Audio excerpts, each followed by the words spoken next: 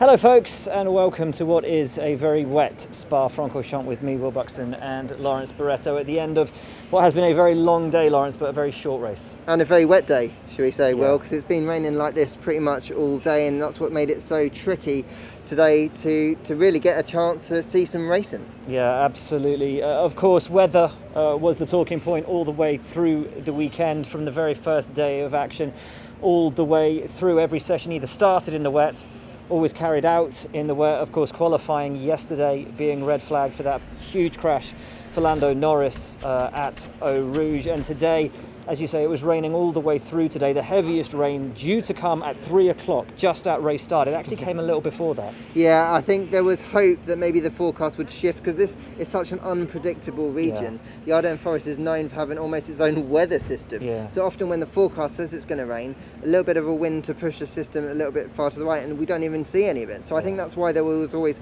hope. That's why they thought that we could get a full race distance in. Yeah, ultimately at 3 p.m. the race clock started, as that was the scheduled time for the Grand Prix. That's just how things occur in Grand Prix racing. There's then a 3-hour window to get the race completed. Of course, there was delay after delay for the cars to even leave the grid, but when they did, we had just a couple of formation laps. Yeah, the conditions out there were very, very tricky. On the telly, when we were keeping an eye on it, it looked like you could go racing, but then you speak to the drivers afterwards in the pen, and they were like, the visibility was just not there.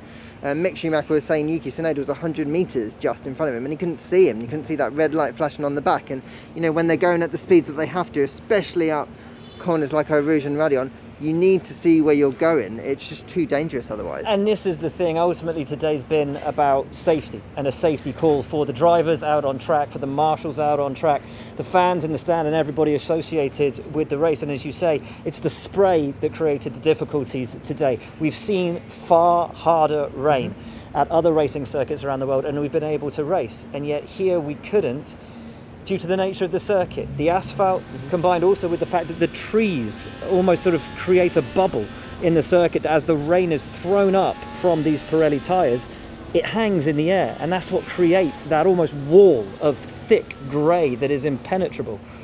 And then we were seeing that as that track sweeper was going round, and it wasn't even going very far, and it was scooping up huge puddles of water. There was a lot of water kind of distributed across the track. The drainage here is decent, but just that consistent rain, and like you said, the way that it can't escape almost, it was just making it too tricky for the drivers. After 2 hours of the race clock ticking down, the FIA took quite a bold decision to invoke force majeure under the International Sporting Code to stop the clock. They'd been attempting to start the race all the way through that, waiting for a break in the rain. They bought themselves some more time. They did ultimately get a race start, a green light, but it was behind the safety car.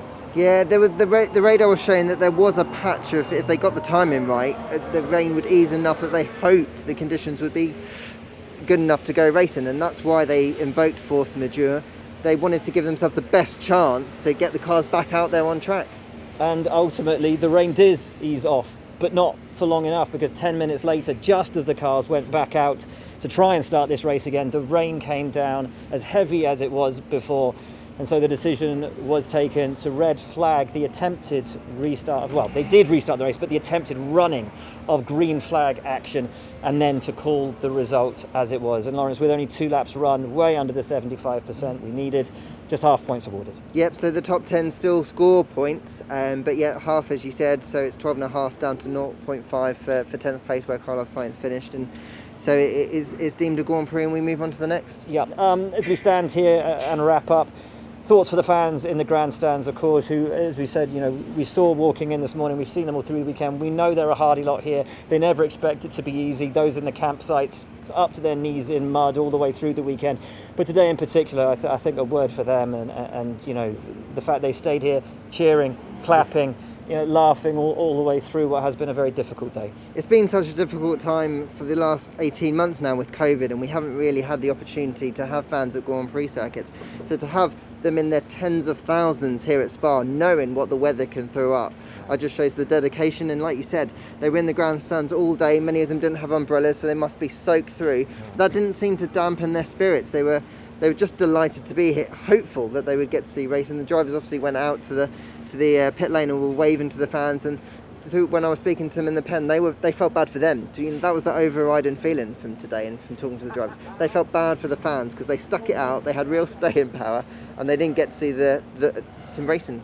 Essentially. Yeah. Ultimately, a combination of really difficult factors. Lessons, of course, will be learned from this. But for now, that is, of course, the Belgian Grand Prix. Lawrence, thanks so much for explaining it all, and thank you, folks, for tuning in. We move on next to the Dutch Grand Prix at Zandvoort, where we hope the weather will be a little kinder, not just to us and the drivers, but particularly to the fans in the stands. Thanks for tuning in, folks.